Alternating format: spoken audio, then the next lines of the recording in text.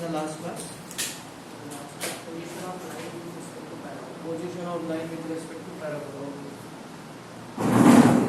Last class में देखा था position of line with respect to parabola, और ये चीज देखा था अगर पैराबोला का इक्वेशन है y square equals to 4x और लाइन है y equals to mx plus c, ठीक है। तो ये लाइन से टेंजेंट कब होगी, जब ये टेंजेंट कब होगी जब c equals to a y, ये पढ़ा था, ठीक है। यानी ये लाइन दो पॉइंट में कहां कट करेगी, कब कट करेगी, कट्स इन 2 पॉइंट्स, कब कट करेगी बोलो, अगर c is equals to a equals to c is less than a by m, and ये कट कब नहीं करेगी, c does not cut or touch, तो जब c को greater than a by, ये हमने लास्ट क्लास में पढ़ चुके थे, और हमने कहा था कि ये जो कंडीशन है this is called as condition of tangency, very good, this is called as condition of tangency, ये कंडीशन ऑफ टेंजेंसी है। मतलब अगर ये कंडीशन सेटिस्फाइड हो जाती c equals to a by m, तो ये लाइन को टेंजेंट का इक्वेशन कह सकते हैं, ठीक है। तो c के जगह पर मैं a by m डाल रहा हूं, it will be y equals to mx plus a by m, तो ये टेंजेंट का इक्वेशन हो गया, और इस टेंजेंट के इक्वेशन को हम कहते हैं स्लोप फॉर्म ऑफ टेंजेंट, क्या कहते हैं, स्लोप फॉर्म ऑफ टेंजेंट। क्यों कहते हैं इसे स्लोप फॉर्म ऑफ टेंजेंट, क्योंकि यहाँ से ही आपको देख के पता चल जाएगा इसमें कौन इन्वॉल्व हो रहा है, m का मतलब क्या होता है, स्लोप है, इसीलिए इसको स्लोप फॉर्म ऑफ टेंजेंट कहते हैं। और ये एक बार से मिलेगा भाई, ये पैराबोला की इक्वेशन से मिल जाएगा, इससे आपको इक्वेशन ऑफ टेंजेंट मिल जाता है स्लोप फॉर्म, m यानी टेंजेंट का स्लोप है, a यानी पैराबोला की इक्वेशन से मिल जाएगा। और ये हम लास्ट यहाँ तक पढ़ चुके थे, अभी हम टेंजेंट की इक्वेशन पढ़ते हैं और फिर कुछ क्वेश्चन करेंगे।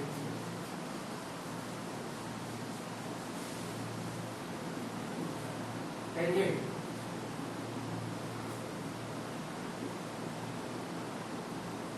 इक्वेशन ऑफ टेंजेंट की इक्वेशन,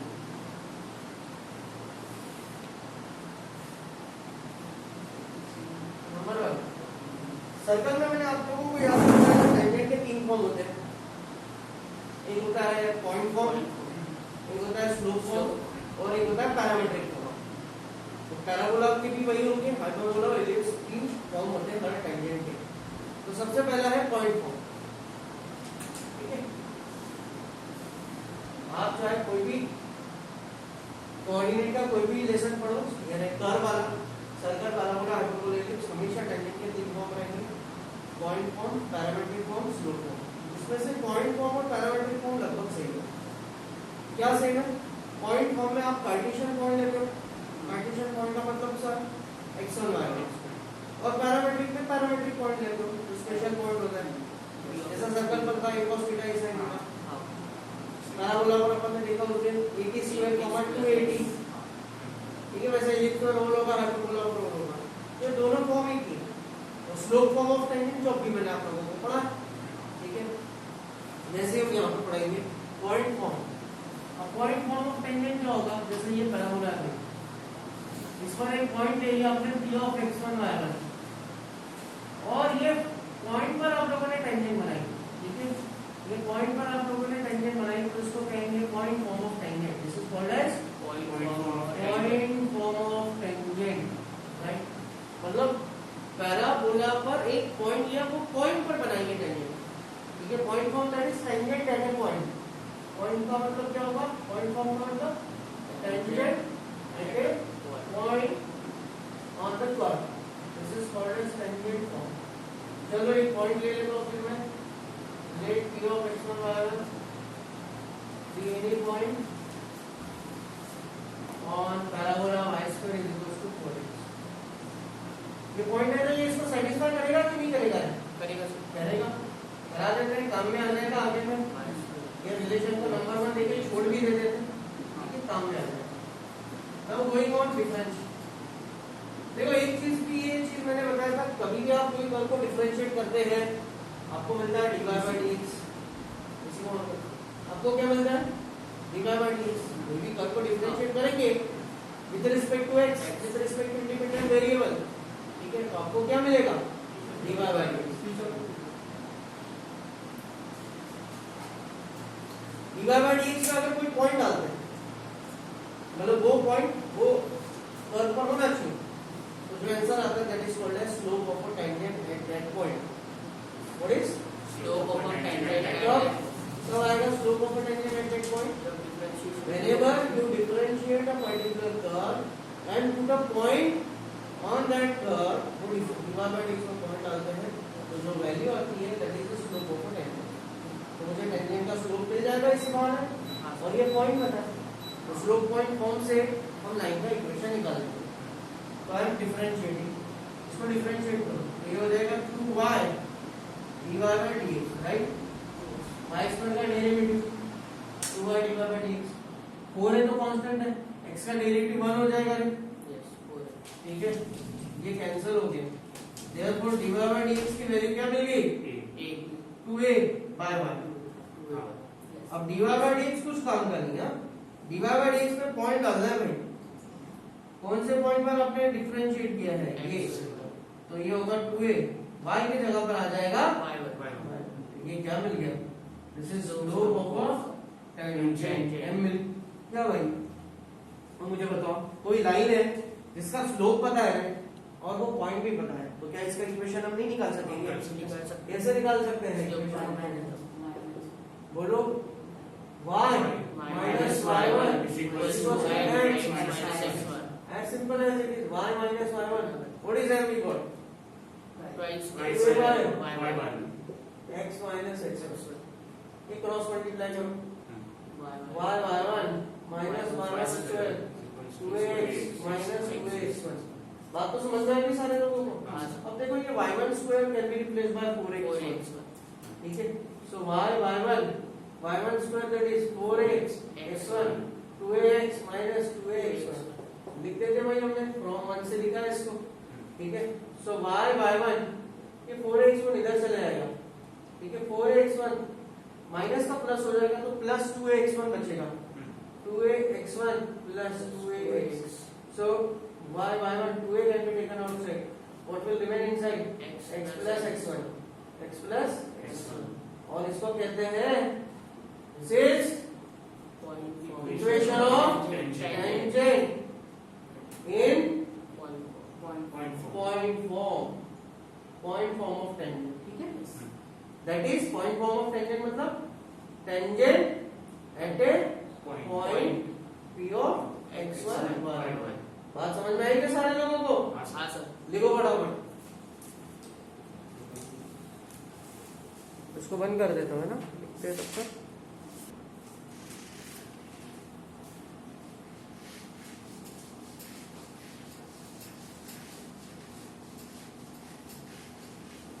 नेक्स्ट है सेकेंड फॉर्म पैरामेट्रिक फॉर्म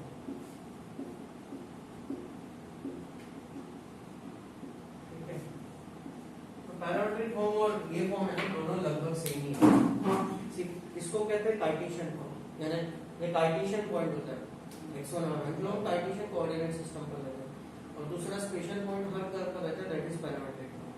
तो सिर्फ आपको ये x1 y1 की जगह पर पैरामेट्रिक पॉइंट को रिप्लेस करना होता है ठीक है। तो पैरामेट्रिक पॉइंट क्या है बताओ तो क्या होता है पैरामेट्रिक पॉइंट यही पॉइंट मतलब parabola yes y square is equal to 2x क्या होता है p of t is equals to p of t square y dt तो आपको x की जगह पर ये डालना है y की जगह पर 2x डालना है।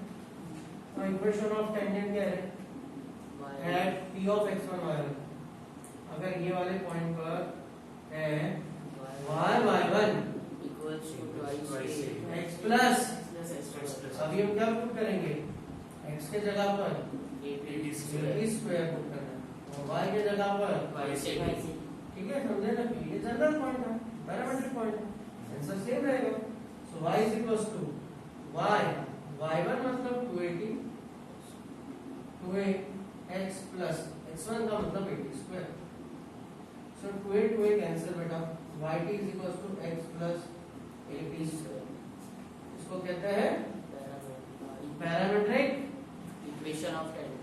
Equation of tangent. और तीसरा तो आप जानते हो, तो भी मैं लिख के दे देता हूँ, स्लोप ऑफ टेंजेंट। बोलो क्या होता है slope of tangent?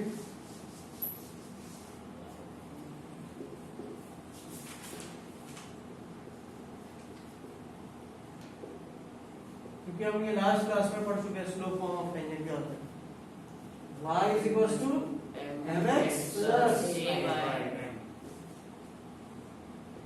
called as Slope of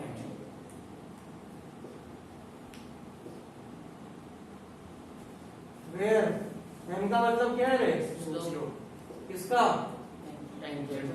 slope of tangent. बात तो समझ में आ गई ना सारे लोगों को? ये हम लास्ट क्लास में पढ़ चुके हैं, जब भी बताया। और यहाँ पर जो दिखता है a by m, इसको हम क्या लिखते हैं? c, and this is condition of tangency। बात समझ में आई सारे लोगों को? चलो इतना लिख लो तो फटाफट, कोई क्वेश्चंस करते हैं।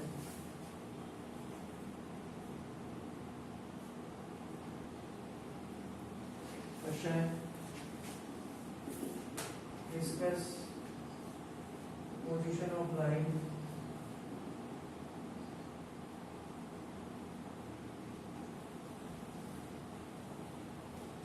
y is equals to x plus 1 with respect to parabola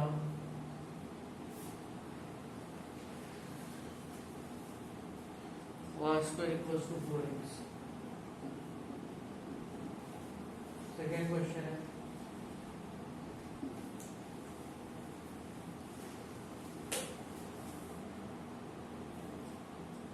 find equation of chord of parabola।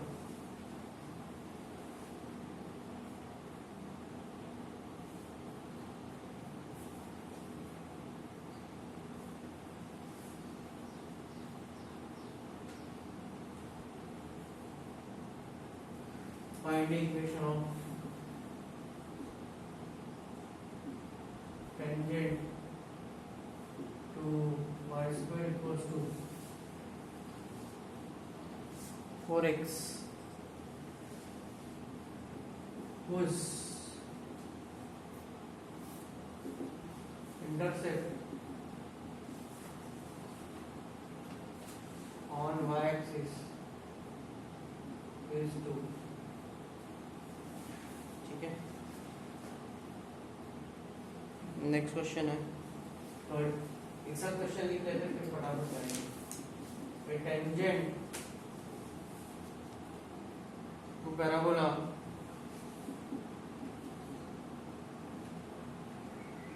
y square equals to 8x makes angle of 45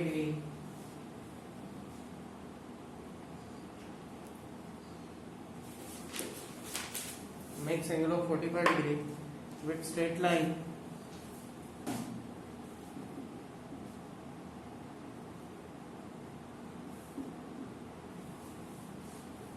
y is equals to 3x plus 5।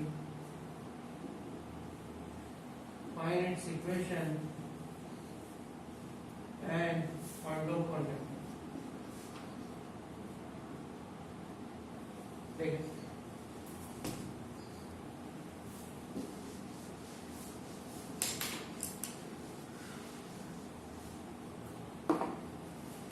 Discuss the position of line. ये line की position discuss करना है। Line क्या है? y is equals to x plus 1 और parabola क्या है? y square is equals to 4x।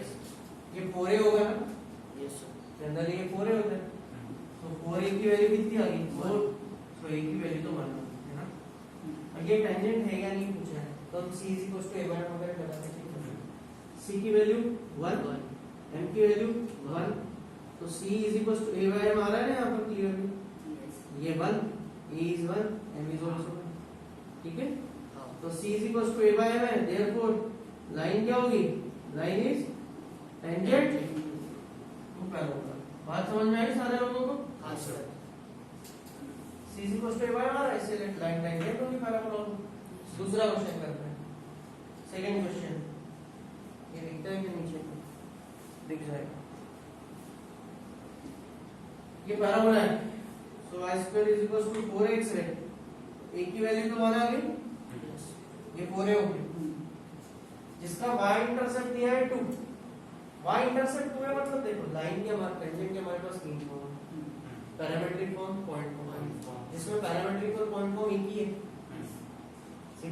वो पैरामीटर पॉइंट पर है और ये कार्टेशियन पॉइंट है, ठीक है। बाकी तीसरा जो फॉर्म आता है ना, जो हम ये लिखते हैं y c क्या लिखते हैं हम, Y is equals to mx y is equals to mx plus a by ये जनरल टेंजेंट का इक्वेशन होता है, मतलब किसी के लिए भी ले सकते हैं, इसके लिए कोई क्वेरी नहीं।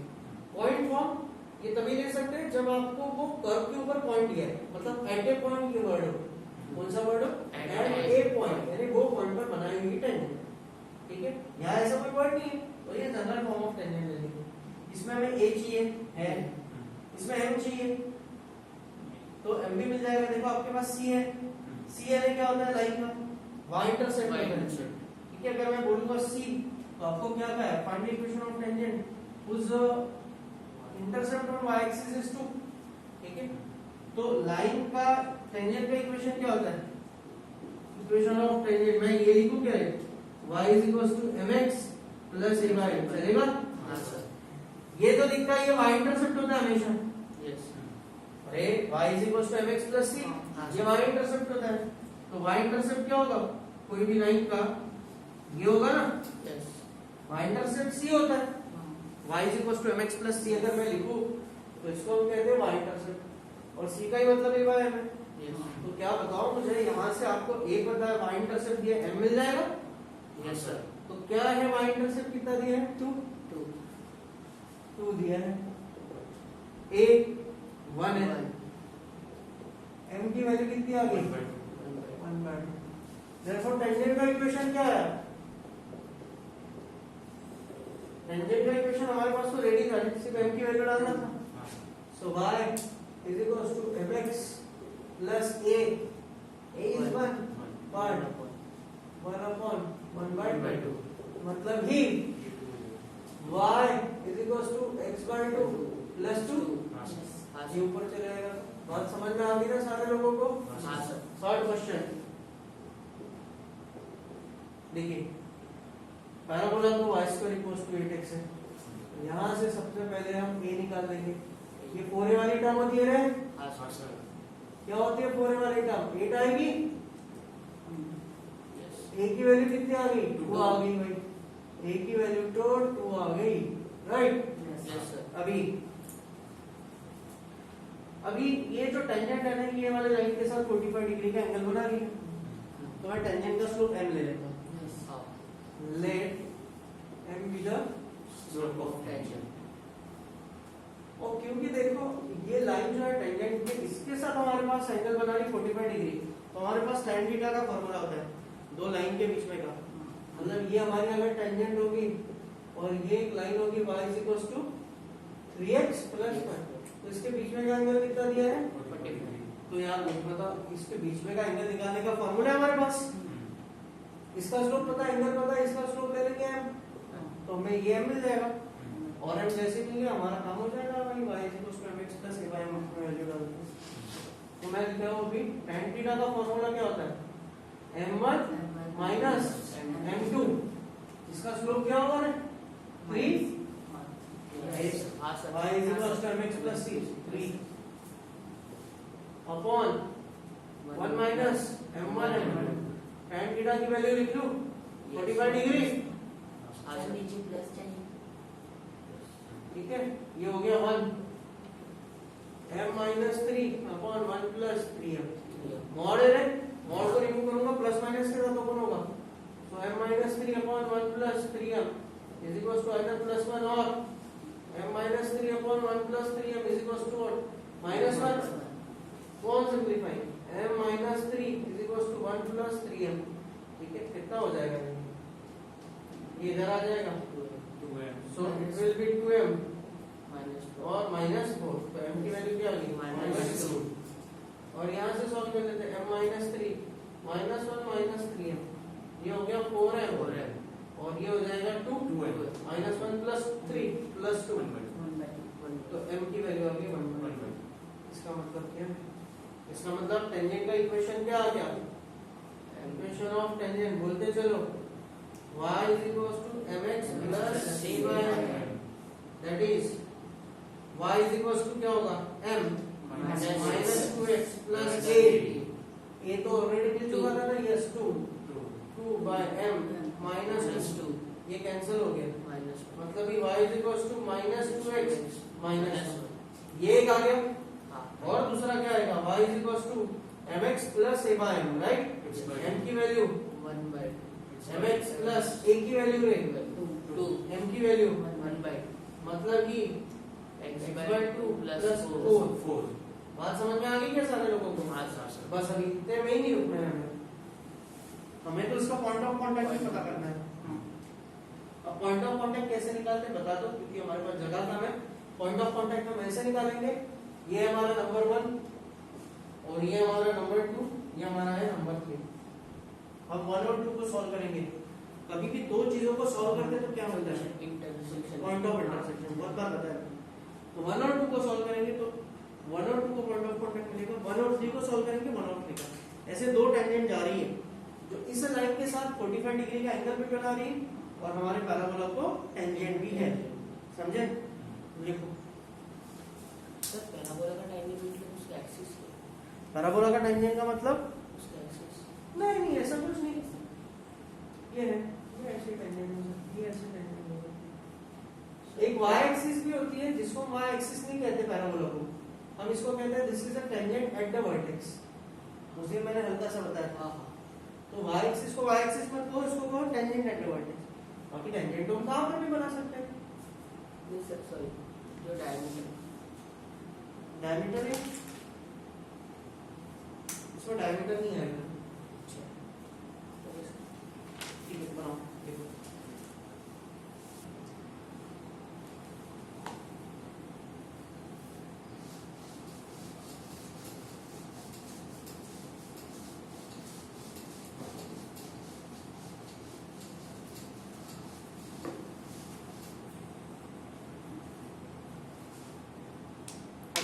इसको तो अभी सॉल्व भी करना है। तो solving 1 and 2, so to get point of intersection दोनों को सॉल्व करके 1 and 2 को सॉल्व करो, है ना? 1 और 2 को पॉइंट ऑफ इंटरसेक्शन मिल जाएगा नहीं। सॉल्व कैसे करते हैं? कैसे करते सॉल्व? आइदर एक की y की वैल्यू निकाल के उसमें डालेंगे या तो x की वैल्यू। y की वैल्यू ऑलरेडी निकल चुकी है, ये y में डाल देंगे। तो y यानी क्या होगा? माइनस 2x प्लस 1 का होल उसका whole is equals to 8x minus